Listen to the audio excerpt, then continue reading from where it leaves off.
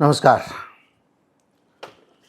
सोनम वांगचुक को धरना स्थल से उठाकर अस्पताल ले जाया गया है। वहाँ पर वो अपना आंदोलन जारी रखे हुए हैं, यानी अनशन उनका अब अस्पताल में जारी रहेगा।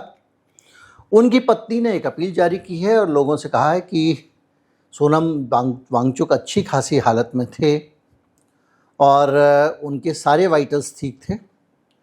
केवल एक रिपोर्ट में पोटेशियम कम आया था और पोटेशियम भी जो कम आया वो एकदम बहुत तेज़ी से गिरा, करीब 1.2 के आसपास गिर गया, जो आम तौर पे पोटेशियम इतनी तेज़ी से गिरता नहीं है।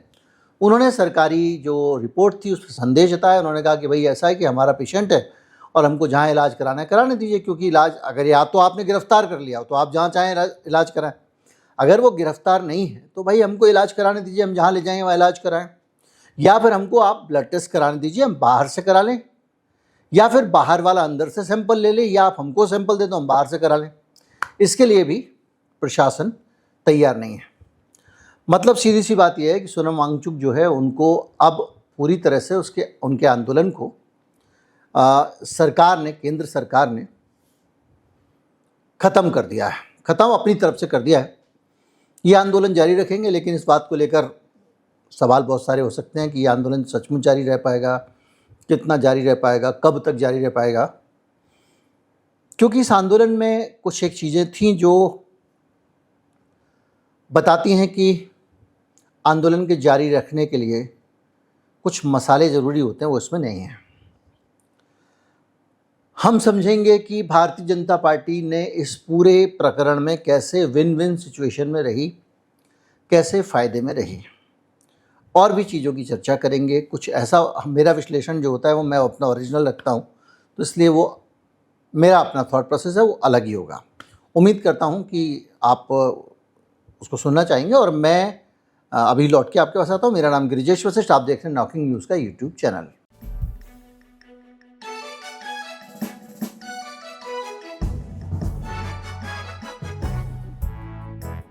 देखिए, सोनम वांगचुक को जब अस्पताल ले जाया गया उठा के, सफ़ेद पर्दों में घेर दिया गया ताकि उनकी खींचतान हो या कुछ और हो तो समर्थकों को दिखाई ना दे, और उनकी प्राइवेसी का भी सवाल है। किसी एक सोते व्यक्ति को उठा के ले जाया जा रहा है तो किसी भी प्रकार की ऐसी उनकी दशा ना हो जो लोग देखें। एक सामान्य प्रोटोकॉल था, इसको बहुत सारा लोगों ने छिपा रही है सरकार, ये कर रही है वो कर रही है जैसी स्थिति बनाई, वैसा था नहीं। दूसरा जो सबसे खटकने वाली बात यह है कि सतीश गोलचा जो हैं दिल्ली पुलिस के आयुक्त, कमिश्नर साहब, वो 2027 अप्रैल तक उनका कार्यकाल था। अचानक बीच में उनको हटा दिया गया और 17 जुलाई को ही उनकी जगह आईबी के स्पेशल डायरेक्टर थे अनुराग कुमार, उनको पुलिस कमिश्नर बना दिया गया। और अनुराग कुमार ने ही ये पूरा का पूरा 17 तारीख को बनाया और उन्होंने ये पूरा ऑपरेशन अंजाम दिया। ये तो सूचनाओं वाली बात हुई। अब हम इसके विश्लेषण वाले पार्ट पे चलते हैं।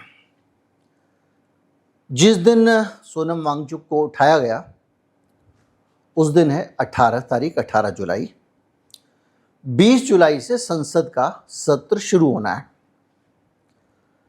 मानसून सत्र शुरू होने से 2 दिन पहले सोनम वांगचुक को उठाया जाता है और उठाने के बाद में अब जाहिर बात है कि 18 को उठाया, 19 को कुछ गतिविधियां होंगी और 20 तारीख को ये कांग्रेस जनता पार्टी की एक रैली है। अब 20 तारीख की रैली में सोनम वांगचुक की इच्छा थी कि 20 तारीख की रैली में देख पाऊं, ये उन्होंने खुद कहा था। मतलब दिमाग में सबके कट ऑफ है, 20 तारीख तक हमको इस आंदोलन को उस रैली तक ले जाना है। उसके बाद क्या करेंगे क्या नहीं करेंगे, ऐसी कोई स्थिति हमारे सामने नहीं है।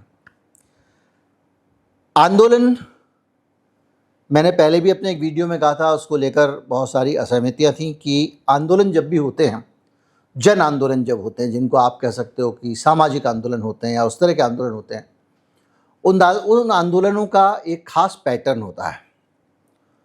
वो आंदोलन किसी विषय पे होते हैं, व्यक्ति पे नहीं होते हैं। और जब आप विषय पे आंदोलन करते हैं तो विषय प्रधान होता है, व्यक्ति प्रधान नहीं होते।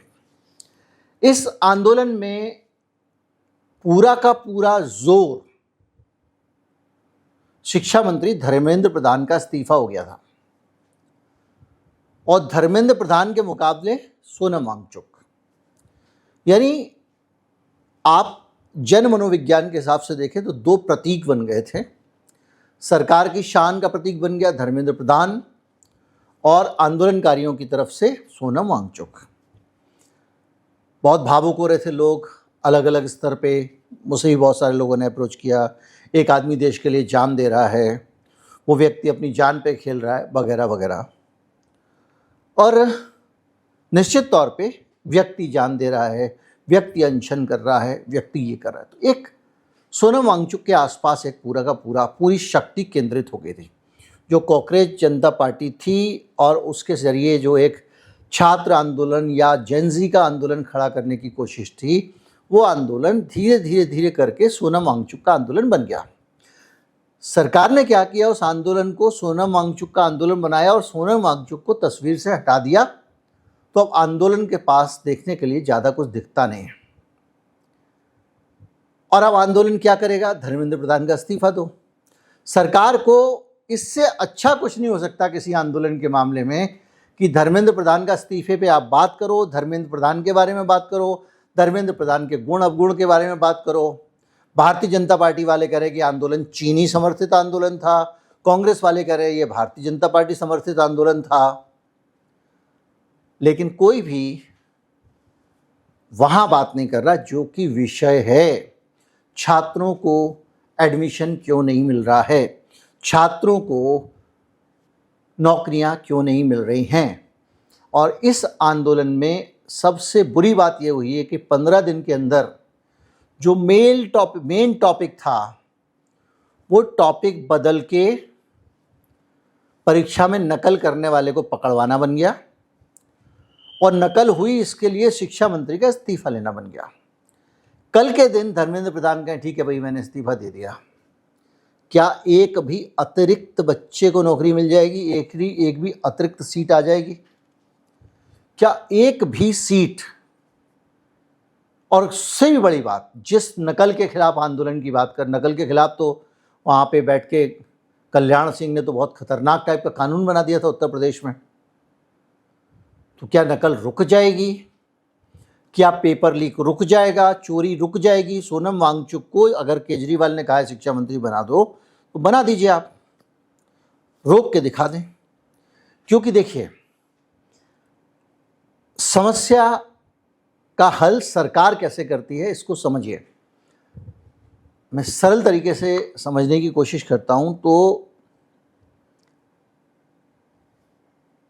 आपको सिस्टम में चेंज करना पड़ेगा। सिर्फ दंड देने से अगर अपराध बंद होते होते तो हमारे यहाँ पे फांसी की सजा हत्या पे बंद हो गई होती, नहीं हुई। अगर दंड अधिक होने से अपराध कम हो रहे होते तो बलात्कार बहुत कम हो गए होते इस देश में। और एक और उदाहरण देता हूँ, 20-20, 25-25 हज़ार रुपए के गाड़ियों के चालान कटवाने शुरू कर दिए गडकरी महोदय ने। दंड अधिक हो गया था, चालानों की संख्या बढ़ गई। सरकार को क्या करना पड़ता है? सरकार को करना पड़ता है रिसोर्स मैनेजमेंट। जब तक डिमांड सप्लाई का गैप बना रहेगा एजुकेशन में, तब तक बेईमानी भी होगी, चीटिंग भी होगी, पेपर भी लीक होंगे। डिमांड सप्लाई का जब गैप ज़्यादा होता है तो ज़्यादा आफत होती है। मैं आपको एक उदाहरण देता हूं कि किसी जगह पे मान लो प्रसाद मट रहा है। अगर वो प्रसाद एक ही लाइन में आप 500 लोगों को खड़ा कर दोगे, या आपकी शादी में बुफे जो होता है उस बुफे में एक ही टेबल लगा दोगे आप खाने की, और सारे लोगों को कहोगे 300 लोग इसी पे खाना खाओ, तो क्या होगा?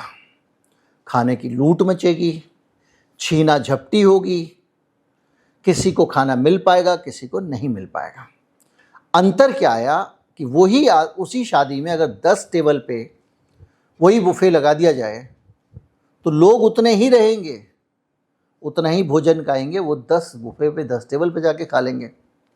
इसी तरह से इस देश में जो प्रवेश परीक्षाएं होती हैं, वो प्रवेश परीक्षाएं भी अलग अलग यूनिवर्सिटी, अलग अलग कॉलेज लेता है, तो स्टूडेंट्स बचे रहते हैं। जिस बच्चे का टारगेट इलाहाबाद यूनिवर्सिटी है वो उधर फोकस कर लेगा, ज़्यादा से ज़्यादा बनारस कर लेगा।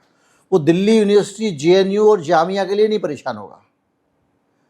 मोदी सरकार ने जो नीति बनाई, प्रकाश जावड़ेकर ने बनाई, वो भी इसने नहीं बनाई थी। उसमें सारे लोगों को एक बुफे की लाइन में लगा दिया।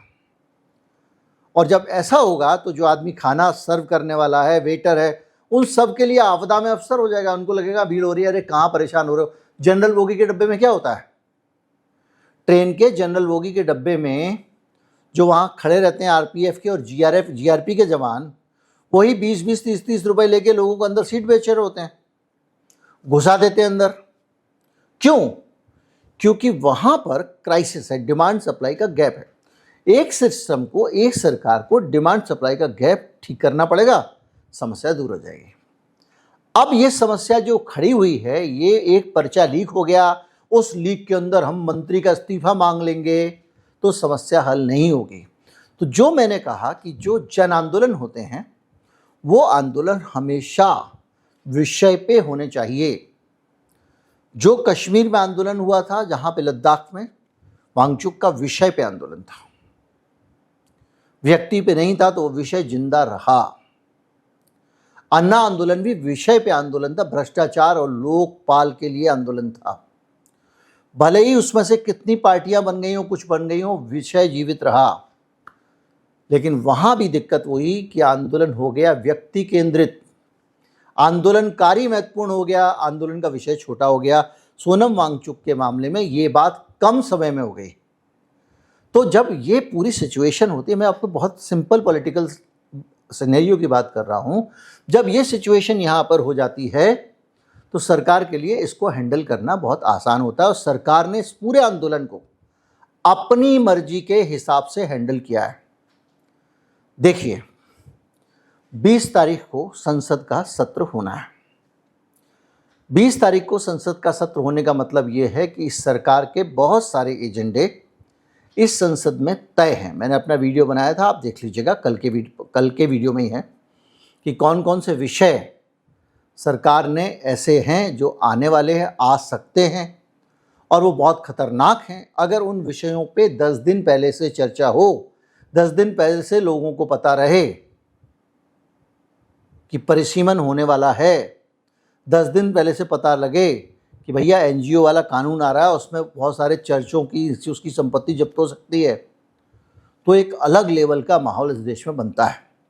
लेकिन अगर उन 10 दिनों में चीज़ें कहीं और रहें तो लोग उसमें व्यस्त रहते हैं। सोनम वांगचुक के आंदोलन को सरकार ने इसीलिए परमिशन दी कि ये आंदोलन रहेगा, ये खड़े रहेंगे, लोग इनके पीछे पीछे खड़े रहेंगे, सोशल मीडिया पे ये एक्टिव रहेंगे और उसके बाद में हम आराम से इस बीच में अपना जो काम करना है करते रहेंगे, कोई टोकने वाला नहीं होगा। 18 तारीख आती है, 20 से सेशन है। सबको पता है कि जब सेशन होता है उस समय भरपूर प्रदर्शन होते हैं जंतर मंतर पे। जंतर मंतर पे बहुत ज़्यादा जगह नहीं है, जो लोग गए हैं उनको पता है। तो वो प्रदर्शन होते हैं, देश भर के लोग आके संसद के सामने प्रदर्शन। दरअसल जंतर मंतर का प्रदर्शन जंतर पे प्रदर्शन नहीं है, जंतर मंतर पे ये संसद के सामने प्रदर्शन है। किसी ज़माने में संसद के गेट पे प्रदर्शन होते थे, फिर उसको थोड़ा संसद से दूर वोट क्लब कर दिया गया, फिर वोट क्लब पे प्रदर्शन होने लगे, रैलियाँ होने लग गई। वहाँ जगह ज़्यादा थी, दिखाई देती थी कि इतनी बड़ी बड़ी रैलियाँ, सरकार को लगा बड़ी बेइज्जती होती है, तो सरकार ने उनको वहाँ से हटा के संसद मार्ग पे कर दिया। संसद मार्ग पे प्रदर्शन हो रहा है, फिर कहा कि नहीं नहीं यहाँ भी नहीं होगा, तो बड़ा वाला है तो रामलीला मैदान चले जाओ, और थोड़ा छोटा है तो जंतर मंतर पे करो। और ये दोनों प्रदर्शन जो है, इनकी मान्यता ये मानी जाती है कि ये संसद के सामने प्रदर्शन हो रहे हैं, ये प्रदर्शन संसद के गेट पे प्रदर्शन है। तो जब संसद का सत्र होता है तो देश भर के प्रदर्शनकारी जंतर मंतर पर प्रदर्शन करते हैं। अब 20 तारीख को अगर ये वहां पे पूरी जगह छेके बैठे होंगे तो बाकी लोगों के प्रदर्शन कैसे होंगे? अभी भी हालांकि वहां कुछ धरने प्रदर्शन चल रहे हैं, तो उससे ठीक पहले जब बाकी प्रदर्शन जो होगा वो होगा, इस जगह को खाली करा लिया। उससे ठीक पहले सोनम वांगचुक को उठा लिया गया। सोनम वांगचुक के लिए भी ये एक ऐसी व्यवस्था सरकार ने दी जिसमें सोनम वांगचुक की भी दोनों हाथों में समझिए कि लड्डू है। कैसे? देखिए, मांगे तो सरकार को माननी नहीं थी, ये तो इन सबको पता था। ये एक सिर्फ मुद्दे को बनाए रखने का मामला था। ये मामले, इस तरह के जो इस्तीफे मांगने वाले मामले भारत विपक्षी पार्टियां करती हैं कि पार्टी जब करेगी और मांग करेगी इस्तीफे की और सरकार इस्तीफा देगी नहीं तो 10 दिन 15 दिन तक हम इस मुद्दे को बार बार उठा पाएंगे, वरना एक ही दिन में मुद्दा खत्म हो जाएगा। तो इस पूरे मामले में सोनम वांगचुक को भी पता था कि इसीलिए वो कह रहे थे कि 20 तारीख तक मेरा जो है वो, मेरी इच्छा है 20 तारीख की रैली देख लूँ, मेरी इच्छा है 20 तारीख की रैली देख लूँ। 20 तक मोमेंटम बनता, रैली के चक्कर में और ज़्यादा लोग आते हैं तो सरकार ने उनको पहले से उठा लिया। सोनम वांगचुक को फायदा ये हो गया कि वो इज्जत के साथ उठे। एक आदमी अगर आंदोलन कर रहा है और वो सलवार पहन के उसको भागना पड़े, या फिर सोनम वांगचुक ने हमने पिछले प्रदर्शन में जो किया था कि खुद ही एक बच्ची ने दे दिया, उन्होंने अपना कुछ पी पा लिया, जूस बूस जो भी था, और अनशन तोड़ दिया। इतनी ज़्यादा बेइज्जती होने से अच्छा था कि सरकार ने उनको उठाया और ज़बरदस्ती हटा दिया। तो मतलब ये हुआ कि वांगचुक ने अपना अनशन ख़त्म नहीं किया, वो अड़े रहे, अस्पताल में भी अड़े रहे। तो एक योद्धा वाली छवि बनती है। तो वांगचुक को इसमें कोई नुकसान नहीं हुआ। मंत्री के इस्तीफे से ना तो छात्रों को कुछ हासिल होना था, ना वांगचुक को हासिल होना था, ना किसी को हासिल होना था। वो एक पॉलिटिकल गिमिक था, पॉलिटिकल स्टाइल था, नेता लोग एक दूसरे पर आरोप लगाते हैं, वो होना भी नहीं था। लेकिन इसमें नुकसान सबसे ज़्यादा हुआ तो हुआ इस देश के छात्रों का और कॉकरोच जनता पार्टी के समर्थकों का। वो कैसे हुआ? देखिए, जब आप एक आंदोलन करते हैं तो आप उम्मीद करते हैं कि भाई अगर एक नेता आंदोलन कर रहा है तो सरकार उनके साथ नेगोशिएट करेगी, बीच में कुछ मध्यस्थ होते हैं, वो बातचीत होती है, इधर के संदेश जाते हैं, उधर के संदेश जाते हैं, फिर बैक चैनल बातचीत होती है, उसके बाद आमने सामने करके मामला ख़त्म हो जाता है। अन्ना हजारे के केस में याद रखिए, याद कीजिए कैसे वो एक संत थे वहाँ के इंदौर के पास के, वो महोदय जो है वो बीच बचाव कर रहे थे, बाद में पता नहीं उनके साथ कुछ हुआ था, मुझे याद नहीं आ रहा है, कुछ अनहोनी हुई थी उनके जीवन में, या तो उनका निधन हो गया था या जो भी हुआ, वो आत्महत्या, मुझे नहीं पता। पर बहरहाल भय्यू जी महाराज उनका नाम था। वो बीच में मेडल कर रहे थे, सरकार की तरफ से मनीष तिवारी बात कर रहे थे। इनके आंदोलन को सरकार ने पूछा ही नहीं। जब आप कह रहे हो आंदोलन कर रहे हो और आपके आंदोलन को सरकार घास ही नहीं डाल रही है, ऐसे में आपकी स्थिति जो होती है वो बहुत भयंकर बद्दी वाली होती है। अब आप क्या करोगे? सरकार तो रूढ़ है, ये सरकार तो एकदम पत्थर दिल है। तो इनको सरकार ने उठा के पहुंचा दिया, ये सम्मान दे दिया इनको एक तरह से देखा जाए तो। वरना इस देश में बहुत सारे लोगों को अनशन करते करते मर गए, इस सरकार ने परवाह ही नहीं किया। गंगा के लिए किया था उन्होंने। तो ये पूरी सिचुएशन जब आप देखते हो तो आपको ये लगता है कि ये जो कुछ हुआ ये बस एक बज़ क्रिएट किया गया, एक माहौल बना, तगड़ा वाला माहौल बना। उस माहौल को लोग अलग अलग तरीके से देख सकते हैं। कुछ लोग ये मान सकते हैं कि ये माहौल बना तो सरकार पे दबाव बना नकल के मामले में, लेकिन नकल के मामले में तो पहले ही राहुल गांधी दुनिया भर के रोड शो कर रहे थे, तो वहाँ पे तो गतिविधि चली रही थी नकल के केस पे। नकल के केस को कोई नेक्स्ट लेवल पे तो ले जाया नहीं गया। मुझे ऐसा लगता है, हो सकता है कि लोगों को लगे कि बहुत सारे लोगों की अलग अलग राय है कि इसको नेक्स्ट लेवल पे ले जाया गया। तो नकल के लेवल पे बहुत ज़्यादा कुछ उनको समर्थकों को नहीं मिला और मिलने की के आसार भी कम थे, कम से कम इस सरकार के रहते हैं। तो एक विन विन सिचुएशन हो गई, तुम्हारी भी जय जय, हमारी भी जय जय। सरकार ने कुछ सुना भी नहीं और बहुत ज़्यादा अपमानजनक स्थिति में उनको हटना भी नहीं पड़ा। अब जेल से वो कर रहे हैं अनशन, कितनी समय करते हैं। इरोम शर्मिला याद कीजिए कितने साल तक किया था उन्होंने। तो जो भी है, पर अच्छा ये नहीं है कि बहुत गंभीरता से कुछ रिजल्ट ओरिएंटेड कुछ चीज़ें आती। अगर मांग मेरी राय में मंत्री के इस्तीफे के बजाय नीति की कमियों पे होती, एनटीए बनाने के पीछे की नीयत पे होती, मोदी सरकार की बदनीयती शिक्षा नीति को लेकर होती, बाकी चीज़ों को होती, तो कम से कम इस देश में जन जागरण होता, लोगों को पता चलता कहाँ क्या गड़बड़ियाँ हैं, सिस्टम में कौन सी कमी है, बुफे की टेबल कहाँ एक लगा दी गई है, कैसे सरकार धक्के दे दे के सब लोगों को प्राइवेट यूनिवर्सिटी की तरफ भेज रही है, किस तरह से क्या हो रहा है, जो लूट मची है शिक्षा के नाम पे, शिक्षा के नाम पे सरकार जिम्मेदारी से पल्ला झाड़ रही है। सरकार ने पैसे खर्च करना बंद कर दिया है धीरे धीरे करके। वो सारी चीज़ें ख़त्म कर रही है। नए कॉलेज बनाने के बजाय, नई सीटें लाने के बजाय सरकार डिजिटल शिक्षा पे ध्यान दे रही है। ऑनलाइन पढ़ लो, ये सब हो रहा है। पर इस पे अवेयरनेस लाने में इसलिए नाकाम रहा ये आंदोलन क्योंकि इस आंदोलन का फोकस व्यक्ति पे चला गया।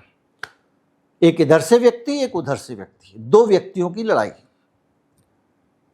और उसमें पूरा इतना बड़ा मुद्दा घुस गया जो दुखद है, नहीं होना चाहिए था।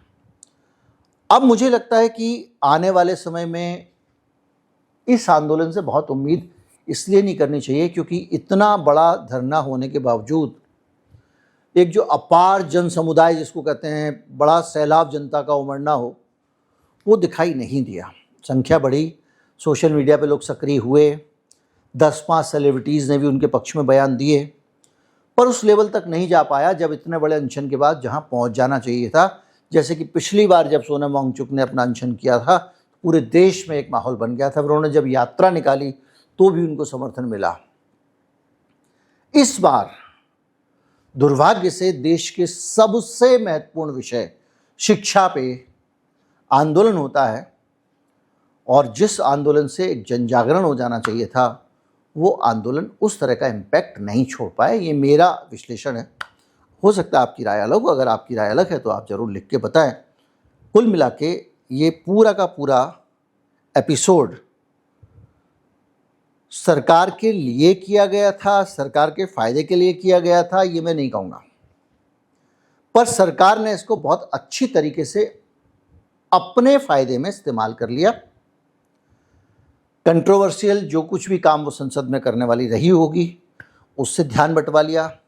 राम मंदिर वाले मामले पे जो रायता फैला हुआ है और वहाँ पर जिस तरह से सरकार पूरा क्लच बढ़ा रही है चीज़ों पे, वहाँ से उसने अच्छे से ध्यान बंटवा लिया। और तब तक ध्यान बंटवा लिया जब तक संसद का सत्र शुरू नहीं होने वाला है, और संसद का जिस दिन सत्र शुरू होना उससे पहले ही इस दुकान को उसने समेट दिया, जैसे उसके लिए अब इसकी कोई उपयोगिता नहीं रह गई थी। जो भी है, अंदर की बात कोई नहीं जानता है, पर इस आंदोलन को बड़ा होना चाहिए था, व्यापक होना चाहिए था, और उसका विषय जब तक व्यापक नहीं होगा, व्यक्ति जब तक प्रमुख होगा, तब तक जन आंदोलन आगे नहीं बढ़ सकता। नमस्कार, जय हिंद।